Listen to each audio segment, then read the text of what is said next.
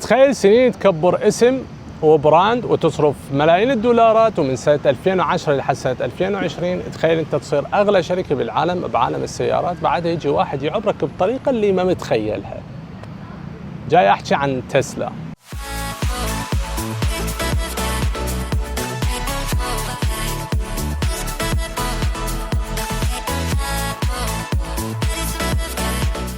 سنة 1996 شركة جنرال موتورز طلعت سيارة كهربائية بالكامل سموها EV1. ذاك الوقت السيارة الكهربائية كان شيء غريب، الكل قاموا يحكون عنها وانشهرت بسرعة، بس كان عندهم مشكلة كبيرة وهي موضوع البطاريات، لأن ما كانوا يستخدمون البطاريات الليثيوم. طبعا البطاريات الليثيوم هي من السبعينات مخترعيها، بس تصنيعها كان كلش مكلف مال بس الأثرياء ومعقد نفس الوقت. فالشركة استخدمت بطاريات هاي الحمضية الضعيفة وقالت سياراتنا تمشيكم 90 كيلو، بس بالحقيقة كانت السيارات تمشيهم 30 كيلو. كل اللي باعوا 1000 سيارة، بس المشروع انهار والناس رجعوا فلوسهم وقالوا يابا ما نريدها. وشركة جنرال موتورز ذاك الوقت خسرت هواية واعتذرت من الناس.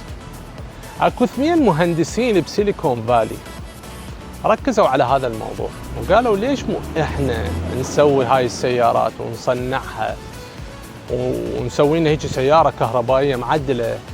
ليش ما نطور التكنولوجيا مال البطاريات نفسها؟ ذولا المهندسين اساميهم غريبة كانت. المهم اول خطوة اللي سووها هم اسسوا لهم شركة. الشركة شنو سموها؟ تسلا موتورز. ليش؟ لأن ماخذيها من نيكولا تسلا. منو دخل عليهم الشباب؟ شاب مجنون مثلهم هسه وجايت لهم فلوس، اسمه إيلون ماسك.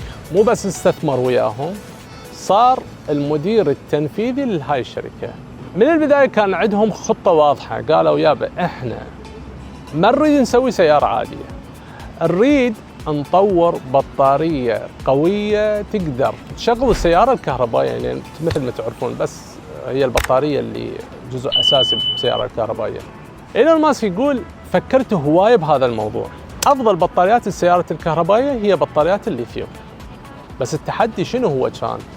أنه شلون نقدر نسوي كميات كبيرة من هاي البطاريات وبسعر معقول. هذا هدفنا الأساسي. قال لهم شباب احنا هسه بالبدايه ما نقدر نجيب لنا او نصنع لنا سيارات او نسوي لنا معمل مال سيارات، فشو نسوي؟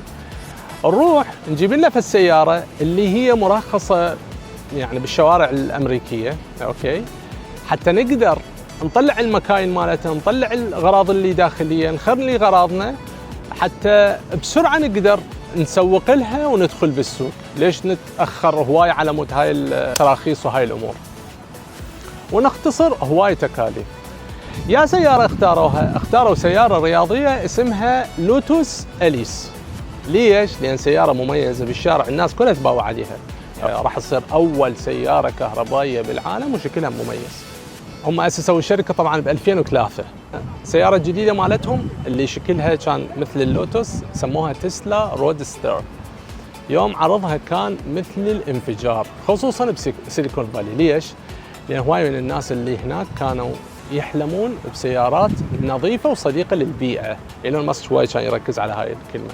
بذاك الوقت من دا يسوي اللانش على هاي السيارة قال احنا دا نحكي على 2008، قال يابا احنا بالمستقبل القريب لازم نسوي حتى شاحنات كهربائية، وحتى لازم نسوي سيارات بدون سائق.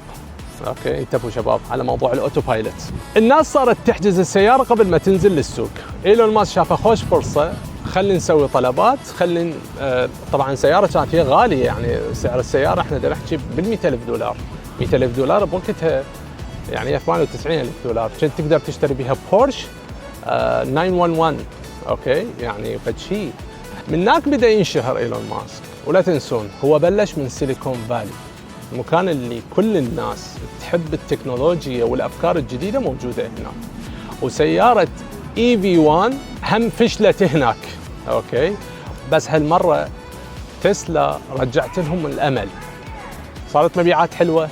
إيلون ماسك يقوم يشتري سيارات اللوتوس إليس يمكن نص السعر ب 40,000 دولار، يشيل غراضها كل شيء اللي بداخلها، يخلي المحركات والبطاريات اللي هي مندمجه ويا المحرك، اوكي، والاجزاء القديمه هم كان يشيلها ويبيعها حتى يرجع جزء من التكاليف. الحكومه الامريكيه انتبهت على هاي الشركه ورفعت راس الامريكا تصير وتقدر تخلق المنافسه قويه ويا باقي البلدان وموضوع التكنولوجيا بكل العالم. فسنة 2010 تسلا دخلت للبورصة لأول مرة ورا شوكت ورا فورد، لأن فورد هم دخل بالبورصة. بيع الأسهم مالته جابت لهم 200 مليون دولار. هنا صارت أول شركة سيارة أمريكية تدخل للبورصة بعد شركة فورد. وراها بسنتين، اوكي، يعني هسه احنا 2012 نزلوا سيارتين، ولحد الان طبعا شركات العملاقه جاي يقلدون عليها على السيارات الكهربائيه، بس من شافوا مبيعات تسلا بالاخص الفئه الاس، الى الموضوع اختلف عندهم. وقاموا يعني يفكرون بالموضوع، هم سعرها غاليه وهم جاي يبيع. ايلون ماسك قعد ويا فريقه وقال لازم نسوي لنا شغله ثانيه، لازم نشتغل على البطاريه ولازم نخليها بعد ارخص واقوى نفس الوقت حتى نقدر نقلل سعرها والناس العاديين يجون يشترون. هنا اجاله القرار الكبير، قال يابا هاي الفئه الاس احنا مو بعناها، جابت لنا ارباح، خلينا نبني بيها مصنع. بالضبط مثل جماعتنا من يصير عنده فلوس قبل يذبها على العقار يشتري له ارض، ايلون ماسك بنفس الشيء، شال الفلوس واسس له شركه جيجا فاكتوري، مصنع ضخم للبطاريات، وصارت هي الشركه الام للشركه تسلا. وراها قاموا يشتغلون على الاوتو بايلوت وراها بسنتين، هم كل فتره ينزلون شغلات جديده. نزلوا تحديث السيارات مالتهم موضوع الاوتو بايلوت بسنه 2015. وراها بسنتين هم قاموا يفكرون انه ينزلون بسيارات اس يو في. هنا بعد السوق انفجار. ليش؟ لان الشعب الامريكي يحب الاس يو في. فوراها بسنتين نزلوا ب 2019 نزلوا لهم سياره تسلا ب 35,000 دولار، اوكي، وصار كتل على ابو الحلاوه. باعوا خلال 5 سنوات باعوا يمكن 1,000,000 سياره. بسنه 2020 هم عبروا تويوتا لمده 10 سنوات الماخذه الاول بالعالم. وهسه احنا جاي نحكي عن شركه القيمه السوقيه مالتها اكثر من 1 تريليون دولار، مقارنه ويا تويوتا هي 300 مليار دولار. فكر بيها.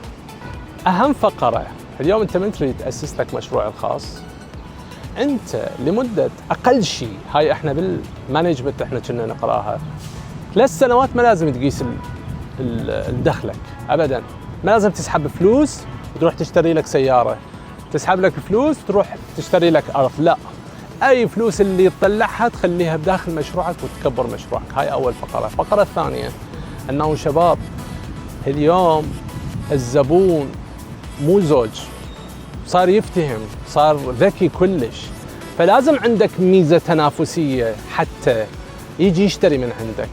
شباب بكل جرأة احكي، اذا ما عندك ميزه تنافسيه عزل روح صير موظف، اوكي؟